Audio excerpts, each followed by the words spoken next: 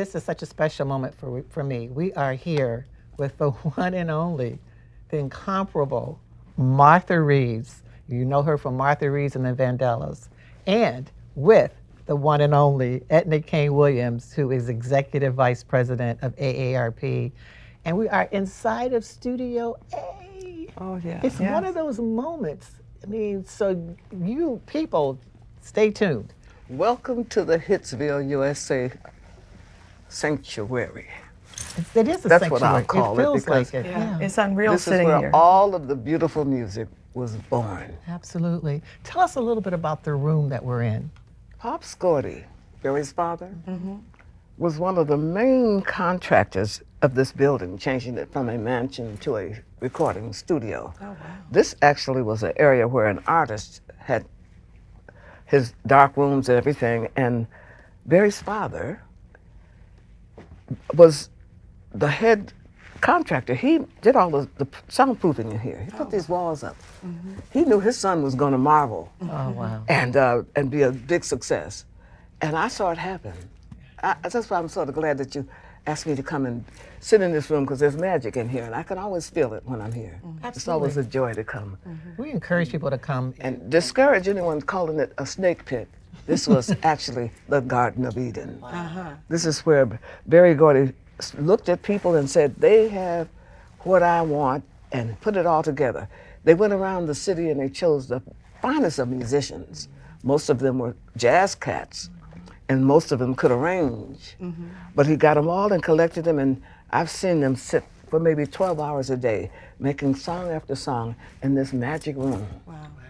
And the microphones you see hanging from the ceiling is where we would have to sing on one mic when there was only 4 tracks. And right over here is where Marvin Gaye was standing when we sang Stubborn Kind of Fella with him. Wow. It was Rosalind Holmes and Annette Beer and Gloria Williamson and myself and Marvin on that one mic. Oh, wow. And we could touch him and everything. He was so fine, and we were so young. But it was wonderful to be here and to have been part of all of the magic that came out of this room. And that magic still exists You can today. feel it, can't you? It It's a still beautiful exists. You wall. can't you Really feel can. it? Yeah. You really can. Who else came through this studio? How many artists? Yeah, how many When I artists got have here, come Mary through? Wells was here. She was getting ready to record My Guy, which became the first big solo single for a woman here. And it was amazing. She had the Temptations backing her. They were her backup singers. The next thing you know, we met David Ruffin. And David Ruffin became the one who brought the Temptations to light with My Girl. Yeah. I was here when Stevie Wonder came straight from school. And it brought him to an office that I was holding, which is just up those stairs across the hall, called the A&R department. And after we played around with a lot of rhythms and tin cans and typewriters and telephones that were digital, you could hear them do, do, do, do. He was calling Russia, I'd stop him, making sounds, and eventually coming in here and doing an audition and playing on all of these instruments that you see. He played the congos, he played the full set of drums, he played that beautiful grand piano. That's not a baby grand, that's a grand piano. And the baby played it so fluently. He was all of 8 years old when I met him. Wow. 8 years old. 8 years old. He finally was recorded by the age of 11, but I met him when he was 8 years old. So what I think too about the music itself, it still resonates with people today. Like if you hear any of the Motown Any of music, them. you just start moving. Yeah. And that movement is so important. I think it saved lives because movement in music, in terms of mental health, in terms of people being socially isolated, it's been shown to really have an impact on people. And that's really part of the reason AARP has been so connected to Motown. And you want to Well, talk about that? but also I'm so proud that AARP is a part of ensuring that the Motown culture thrives and survives. So we've been a supporter of the Motown Museum for the last several years, and to get the opportunity to sit here and talk with you is just so special. I think it's all because of the wonderful Esther Edwards. She was a woman who is Barry's oldest sister, who is responsible for this place being still active and let the world know our history, Right. how it actually happened. She was a politician. A lot of people overlooked that. Her husband, George Edwards, was a senator. And with her influence and with all of the other people who loved Berry Gordy and saw his vision and his dream, especially his family, because they supported him, and they also made the investment, first investment to let him know, go ahead, baby, because he had tried other things. Right. He wasn't asking for a loan, right? No, he deserved it. He had to fight with Esther, I think, of all the sisters to be determined worthy of getting that boost that he got. But he had been in the military. He'd served in the Army. He had worked construction with his dad and realized that's not what he wanted to do. In fact, when you make the tour, you'll see all of what I'm saying. And see the actual pictures of his life.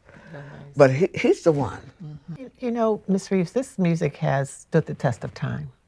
Music today, that's coming out today, do you think it'll stand the test of time? You're not talking about music. You're talking about machines that are producing sounds, who are causing the people with hearing aids, hearing aid companies, to prosper. We had a sense of tone. We had a sense of reality here at Motown. And discipline, right? It was not only discipline, it was the sound of young America that Berry Gordy wanted to create. When we first arrived here, he was always saying in the back of his conversations with us, we're making the sound of America. And we traveled our first 94 one nighter tour. Imagine 94 one nighters, just 3 whole months of our life. All of us brand new artists, all of us with a record that had been recorded here in this beautiful room and played by the DJs of the world, enough for people to want to see what we look like. So once we got on tour, we started off, I think, in Toledo, from Toledo to Pittsburgh, Pittsburgh to New York. You know, we did the whole circular tour, 12 acts and a 12-piece band. Wow. On a broken down trailway with no toilet. It wasn't easy, but it was fun. It was like on a day camp where you don't land anywhere, you just get back on the bus and ride and sing and bring joy. A lot of places we were banned. Once we start singing, they open up their hearts and open up their doors. And see, that's the power, of music, how it's universal. It brings in people, you start singing certain songs and it doesn't matter your background, your status, it brings people together. But it all depends on the words. What are you saying? Yeah. Barry knew what to approve for us to sing. We were critiqued. There were times when he would come and he'd discipline us if we had any way of offended anybody or said anything that wasn't morally suitable for us to display. Right.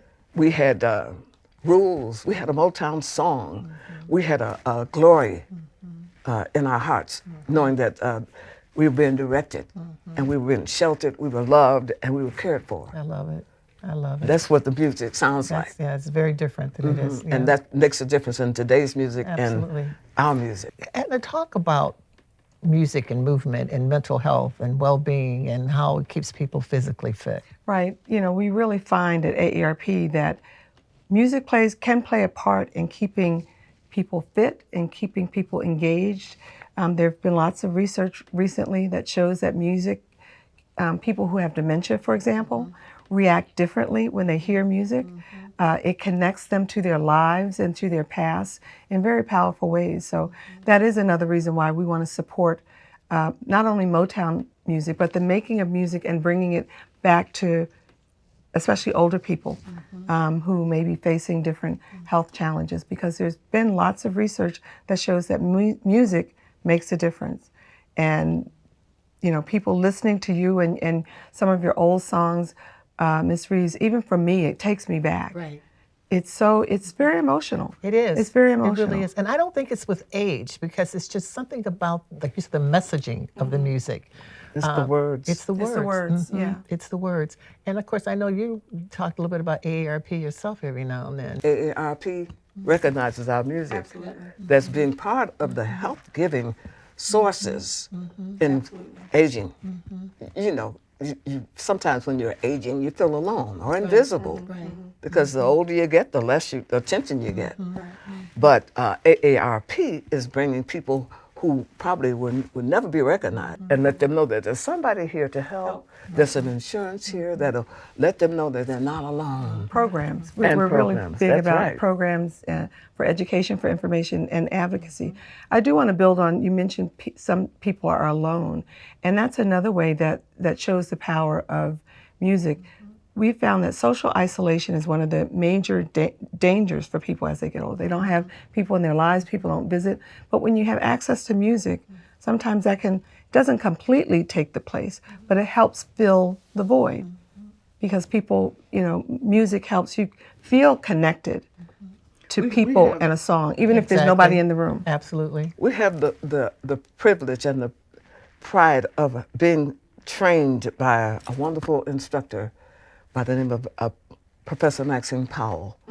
She was 97 years old when I employed her on the city council here in Detroit. I was on the Detroit City Council from 2005 to 2009. And no one would ever hire somebody 97, but I did. She was on my staff. We went into the convalescent homes and to the retirement homes. And she would have people who had given up on oxygen tents, who were walking on walkers, actually get up, and after I sing a little bit and do my music and present our love for them, she would have them up dancing and grooving, and a lot of them would forget they had the walkers, and they would forget they had the oxygen, and party with just the music. There's so much magic in it. It is. It's uplifting. Yes, I mean, it is. music. It's medicine. It's medicine. It is. It is. It is. I many times I call it a gift because it doesn't matter how you're feeling. When you start hearing the right kind of music, it just changes. Give you a secret. Every morning I wake up, the first thing I do is vocalize Oh, nice. Still. to see if I can still sing. Still. And it's an exercise that I know has so kept me show us what you do. until 82. No. No, that's between me and the Lord. All right. But you have to sing every day if you're going to be a singer. That's the point I'm trying to make. And in order to enjoy your life and growing old, keep music in your ear. Absolutely. And I have the people to admire that led the way before who let me know that I'm on the right track. People like Dinah Washington and Ella Fitzgerald and Sarah Vaughan and Nina Horn and Billie Holiday. I could keep going, and Nancy Wilson. They all were good examples and idols, but those ladies had to sing every day too. Especially that's different. I think you talk about the difference between now and your era is that you did have to sing every day. Now the new artists, like you said, they have music that's electronic. That's right. They don't necessarily go on tours. They haven't been blessed by the musicians. We were blessed by the Funk Brothers, baby. But a 94-day tour, I mean, people talk about Beyonce because that was so exceptional. You don't see people touring like that. And when she didn't do day after day after day, she took big breaks in between. It was a method that Berry Gordy was given by Thomas Beans Bowles. He was one of our music directors, a very prolific baritone, flute, every wood instrument he played. He also advised Berry Gordy that he had worked with Bill Doggett and that put all of us on a bus, let us tour the United States, and let us all become famous at the same time. That's why Motown is a family. Like people think we were competitors. No, we all got made famous together on a bus. And we went all over the United States and we sang in front of people. There were a couple of instances where they were separated with podiums where whites on one side, blacks on the other, but we realized our music is universal. Right. And it's for everybody. There's no particular group, no particular age, no particular genre, no particular race. It's Motown music. It's a love music. And it helped us get well. Yes. We've really seen that at AARP because anytime we feature Motown music, either online or in any other way, the response is tremendous. But to your point, it's everybody. It's we don't promote it as just African American music. We promote it across the board, and everybody responds. It's timeless in that way. It really is. It is a unifying. It's unifying. It is which very, we very need much today. And another thing, which we need more of. Right? it showed us how to get along with as women. This queen that I'm talking to right now is going to have a star. on the Hollywood That's so Walk wonderful. of Fame. My, wonderful. my life, I thought, was over. For the last 12 years, I felt like invisible, sort of invisible. I've recorded for 4 major labels. I've been around the world maybe 5 times. And I thought, well, is that all there is? And then someone said, on TV, without my knowing it, you're going to get a star on the Hollywood Walk of Fame. I said, really? Who did that? And I don't know. But God sent me a manager by the name of Chris Rowe. And in 2.5 months of knowing him, maybe 4 months, 2.5 months, he raised enough money to satisfy the Chamber of Commerce in Los Angeles, California. So I'm gonna do what Melba Moore just did. I'm gonna lay down on my star when they present me my star on the Hollywood Walk of Fame. It is so well deserved. I've dreamed, and we've spoken before. Yes, we have. So I did mention to you that I had dreams 2 years ago. Yes. That maybe I might get a walk. So you might have started this. You probably did this. You know what? Did you do There's this? something about, like you said, there's some things you don't tell, right? But there's something about dreaming and having those dreams come true. But you spoke that to me, that was something that you wanted. And that was a couple of years ago. Yes, it was. A dream And so come when I heard about that, I was like in tears. I thought, it wasn't me, but I thought if I could have, I would have. I've got an award from Hitsville, USA. I've gotten a Rock and Roll Hall of Fame. I've got the Rhythm and Blues Foundation. And now I've got the AARP Yes. award. Absolutely. And Well, she brings up the point that music not only uplifts the people who listen to it, you said it uplifts the person who sings it as Oh well. yeah, you got to have that love. Yeah. If people select you and make your music their most famous and popular, then it's up to you to represent it and to do it, to have that same feeling of love that you had when you first recorded Because it. it's so rare, it's rarefied air. How many people get to have lives Exactly. like you and the other Motown? Very, very few. And you have to appreciate it, and you have to honor it. That's that discipline we were talking Right, about yeah, before, right, and that's good. concentrating on. There's a lot of lessons behind what you just said. A lot of lessons there. It really is amazing, just the history and your recollection. It's just what a tremendous life. Well, I Tremendous. think it's the reason I was called a secretary, because I certainly wasn't. I was somebody in there working. You just answered the phone one time, right? No, I was there. I was in there 9 months before I went on the road. Okay. I was there every day. I reported to work. I had a good, excellent Record, huh? attendance record. Yeah. You could How call did they on- recognize? you could call on Did me. you one day say, "Listen to me, I want to sing"? Or what? No, I sang the first day I came. Oh, you did. Oh, okay. The union man came in here. They were telling Berry Gordy that if he didn't have an artist on the mic when they recorded some of these tracks in here, that they couldn't record anymore. And the musicians were protesting when I got here. They were knocking on the door trying to find Mickey, who was somewhere writing a song for Marvin Gaye, but they wanted more money for their sessions. It was rebellion going on when I came here, but I handled it. I answered that phone, A&R department. They said, "Who is this?"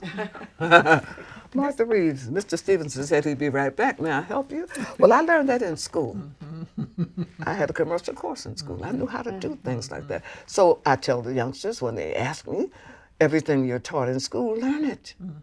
Because a pattern in the mother's womb. If you learn what you get in school, you'll be able to handle the job that you're made to do. You're created to do a certain job. Yeah, destined to do some things. And you have to know that. That's another song. I'll write that one. You ought to know that there's a plan. God has a plan for you. Absolutely. And all you I have to believe do that. is listen to your mother and father. That's that bit in the Bible that says, honor your mother and Your father, that your father, days may be long in the upon the land land. which the Lord thy God giveth thee. I had no idea when I came in the studio at the age of 21 that I would be 82 years old sitting here talking about all the success and all of the wonderful people that I've encountered just by answering a call with a card. Come to Hitsville, USA, you've got talent. 60-some years And I said, later. all right, Granddaddy. And 60-some years later, that music is still as relevant today as it was then. This is such an unfair question, but I'm going to ask it anyway. I think I know how to answer questions. I know you do. I know you do. You have a favorite song? No. You can't have a favorite song. I can tell you of a lot of favorite times, but every song is a baby. You can carry it 9 months or 2 months. It all depends on how much time it takes to learn it. That's nice. Okay, That's nice. we had 17 writers on staff, and they could record or produce any artist that they wanted to. That's why you have some artists singing the same song, only different arrangement, but they sing the same, because the producers were the ones who ruled the music. And they all loved me. They all gave me songs, and I could sing them any key they gave them to me. My first ballad was a love song that I had to ask Eddie, Lamont, and Bryant of Hallelujah, Holland to leave me alone. This place is I so satisfied magical. them. Yes, it really is. Yes, it And I is. know AARP's been so supportive of Motown Museum and the expansion. It's a place that people from all over the world literally come to visit. And when you walk in, it's just, I don't know, I can't describe it. It's just, you want to be quiet and kind of just walk through and give the reverence that it deserves. It's a powerful place. I've had the thrill of being on stage all over the world and saying, if you ever come to Detroit, come to Motown and have them call me. I'll come and I'll show you through. And they've done that on several occasions. I've heard I've had about people that. come from London. I've had people come from Amsterdam recently. Oh, wow. In the last couple of months. Oh, wow. Anyone who wants to keep up with what I'm doing, go to marthareeves.net. And you're here with us today, showing us where the music was made. I can't thank you enough. Thank and you so thank much. you so much, Oh, Edna. and Appreciate thank you. you. I Thank you for would not being have here. missed This this. is This has been powerful. Yeah, and thanks to Robin and the whole crew here too for allowing us yeah. in to do Robin this. and Robin Sheila. Terry, yes, yeah, Paul, and Paul Barker, honey. and Oh, yeah. Robin Terry, the whole crew, Sheila, all of them. So And appreciate it. AARP will be here hopefully when the new facility is up and running, and we're so proud to be a part of this. To be able So to happy to contribute. have you. Thank you. See it in this stage and watch it grow. Grow, Absolutely. right. I'm glad we got in early. Yes, yes, it's powerful. To watch it grow. I'm Absolutely. loving the development. I'm Yeah. loving every moment. I bet you are. Well, let's go dance. Sure will. Dance in the street. Yes, it will. Thank you. Thank you. God bless you. Hi, Chris. You're a financial advisor. You've been a financial advisor for 19 years. Tell us why or how a financial advisor can help someone. Yeah, really, we're partners with our clients in terms of helping them achieve their goals, really focusing on retirement and protecting the legacy. And really, there's 5 key areas that financial planners can help. First is in terms of income planning, especially once you retire. How do you recreate that income? When do you take Social Security? Things like that. Investment planning, making sure that we have the right investment tools and they're working towards the client's goals. Third, tax planning. Not just tax preparation, but actual tax planning, looking forward over the next 10 years. What should you be doing from a tax perspective? Maybe looking at Roth conversion, something like that. The fourth area is healthcare and long-term care planning. Which Medicare plan to take? Should we be looking at long-term care insurance? And then the fifth area that a lot of financial planners help with is in terms of legacy planning. How do we make sure whatever you have passes to the next generation as efficiently and effectively as possible? Without going through probate and all the other areas that you might have to go through. Right. You talk about the taxes changing. Are taxes scheduled to change in the near future? Yeah, so we had the Tax Cuts and Jobs Act, which is expiring in 2026. And so this window of opportunity is closing to pull money from those pre-tax accounts. So we know if nothing else changes in 2026, taxes are going up across the board 3 to 5%. So if taxes go up, the value of pre-tax accounts like 401ks and IRAs automatically go down. So as a financial planner, we're looking at tax returns and helping our clients develop a plan for taxes. And that's something people simply cannot do on their own or should not try to do on their own. They need to talk to a financial advisor to protect their hard-earned income and their savings. Right, yeah, anyone can do anything on their own, but whether they do it right or well, that's another question. Amen to that. Thanks for being here. Thank you. My name is Austin Peterson, physician assistant, and I'm going to be talking about calcium supplementation today. So the importance of calcium is because it's required for a lot of processes in your body, namely cell signaling, neuromuscular function. Also, calcium appetite is required for bone mineralization. It makes up a significant portion of that. So there are a variety of causes of low calcium. Normally they are liver problems, kidney problems. Also, certain osteoporosis meds can reduce the amount of calcium in your blood, so we want to make sure that it always stays within a good range.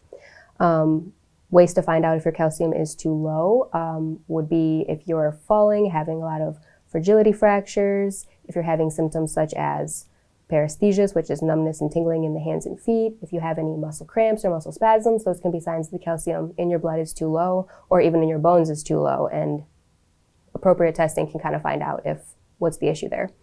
So the best way to get calcium we recommend is from diet. Patients with osteoporosis over the age of 60 and postmenopausal, we recommend getting 1,200 milligrams of calcium a day. Premenopausal women and males, we recommend about 1,000 milligrams of calcium a day. We recommend you get it from diet if possible. So 3 servings of dairy is generally the best way to accomplish that.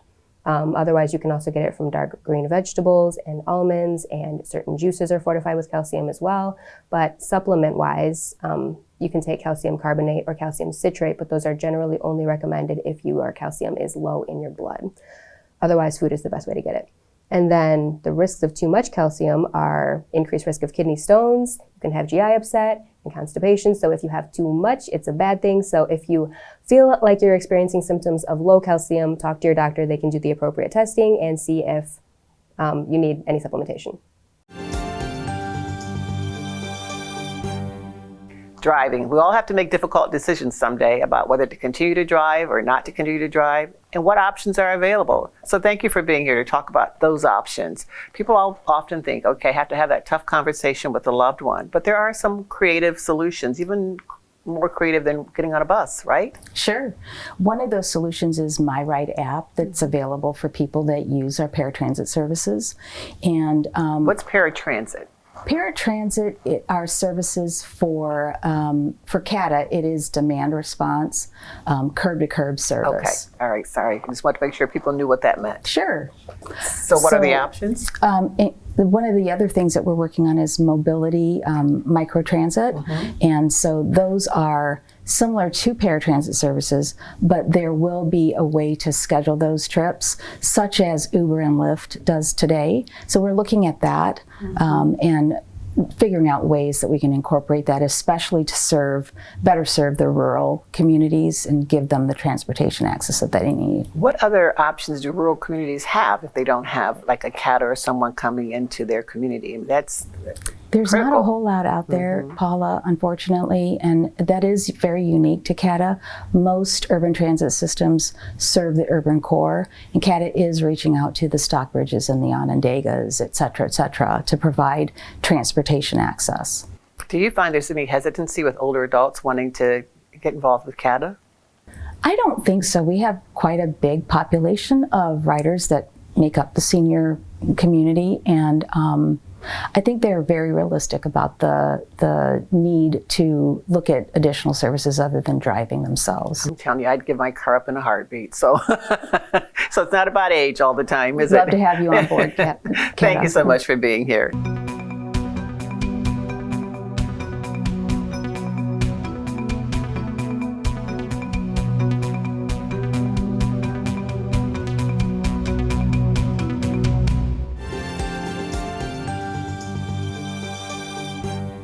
Thank you for watching AARP Real Possibilities. Lots of good information today. Share it with someone. Hopefully it's news that you can use.